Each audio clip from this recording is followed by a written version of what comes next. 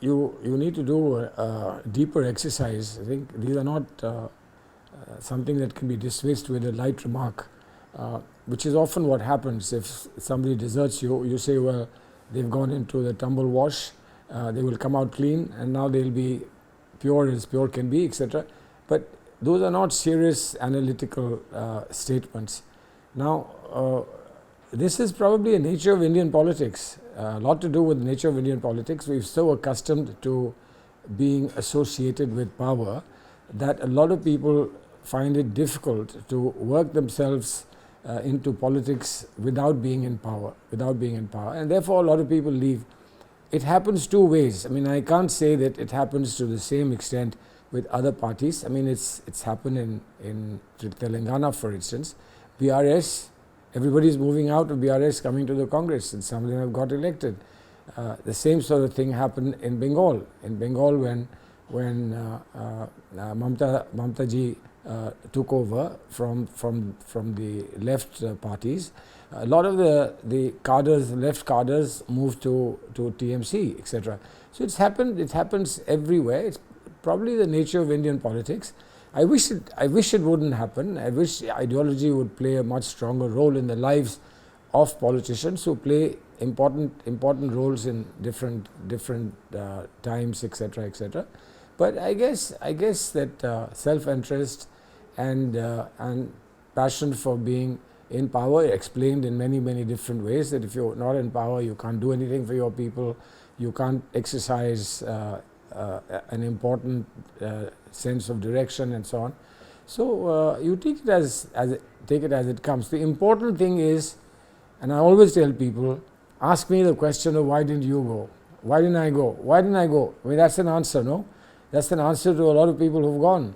And maybe I would request my party and my colleagues to delve a little deeper into my life to see why it's different when it is so different from those who go away. There's a game plan. Now, I'm not convinced that every party that is allied to us or have joined in the INDI Alliance have the same perception about the future as we have.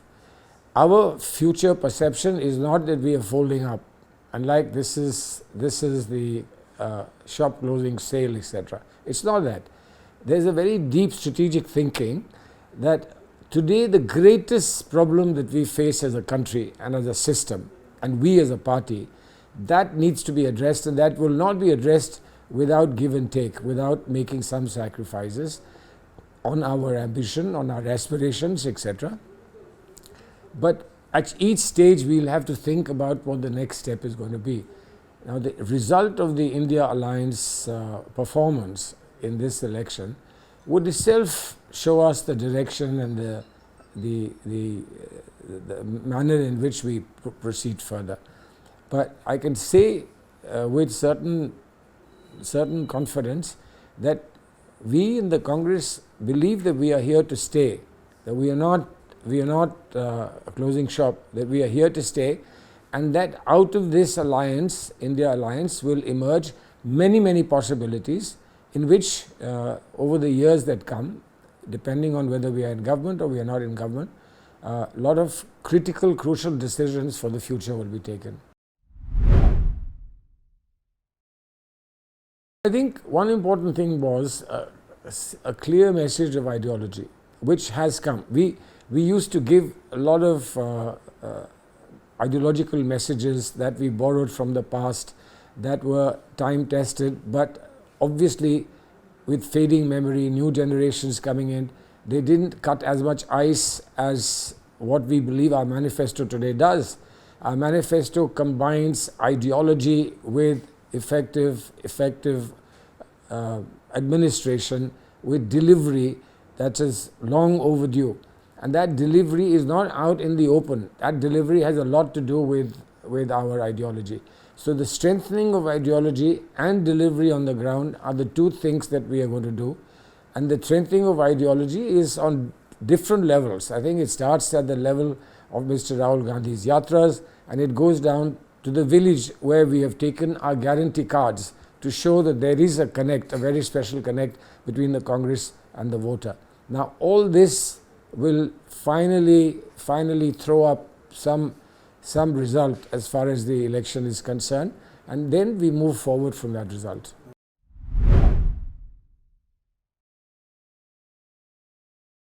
I think 2019 we were still a little puzzled about what happened.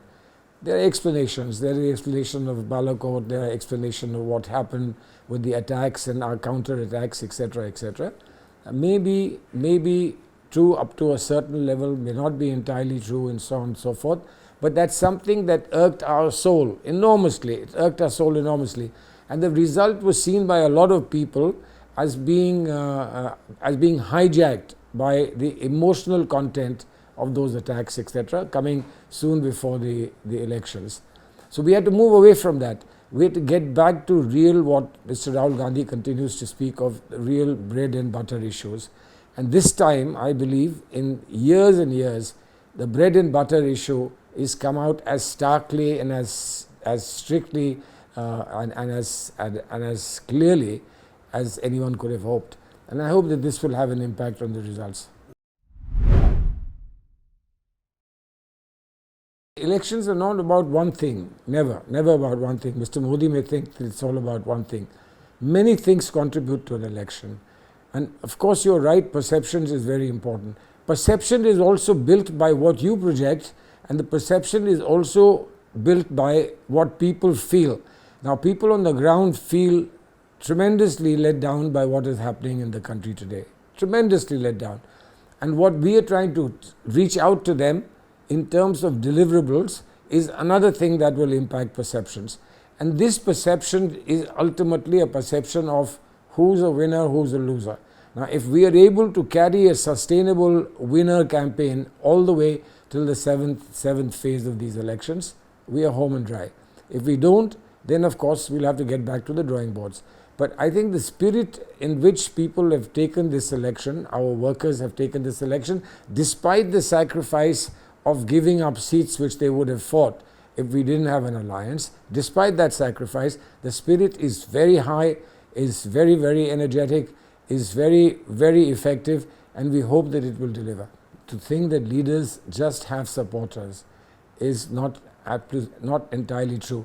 Supporters have a leader as well. Now, when a leader decides to leave without the supporters wanting to leave, you know what that leader gets is a lonely person. And I think that this perception that the Congress president has tried to project is absolutely true. We know it from our own lives every day, wherever we go, wherever we are. We see that the worker of the Congress is completely steadfast. No shaking away of this worker of the Congress, no shakedown of the worker of the Congress. Leaders may have gone, some went and came back, some will possibly come back in the near future. Others have left other parties and come to us. Therefore, the number of leaders going may be more, but the number of workers staying on is much larger. And I think that's what ultimately matters. This is a degenerative democracy under the BJP leadership. And I think what they're doing is they are destroying democracy, and therefore they are destroying a very important part of our Indian ethos. Not just simply destroying or denting a particular party or the opposition. And I think this will tell on their showing when the election results come.